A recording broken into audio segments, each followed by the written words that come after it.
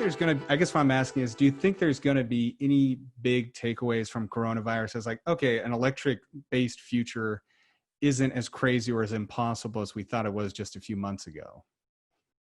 I think there will absolutely be takeaways. Yeah.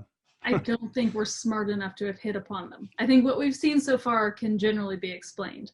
So yes, EVs haven't been hit that hard so far. EVs in 2020 were never going to be that great. Right. The people that are most likely to buy a new EV were the least impacted by coronavirus.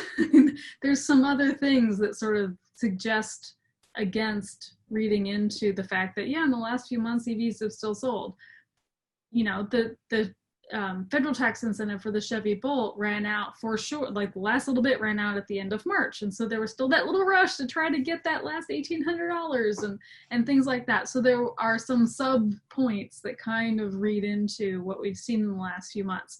And therefore, we need more time before we draw hard conclusions around what's been happening. We might find that the data we've seen informs a larger trend, but we haven't seen it yet. And EVs were never going to get really interesting, especially in the US, until 2021 or 2. Like there just weren't that many new unveilings. Yes, Model Y, but Model Y to some degree will also supplant Model 3 and some other Tesla volumes.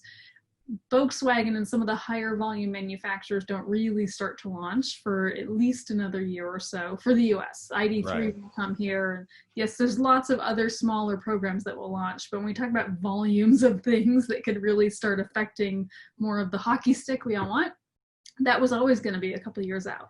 So it's too soon to say how much that will be affected. In some ways, if this was going to happen, this was a decent year to have it happen because it has potentially less impact because things were never going to be that fast.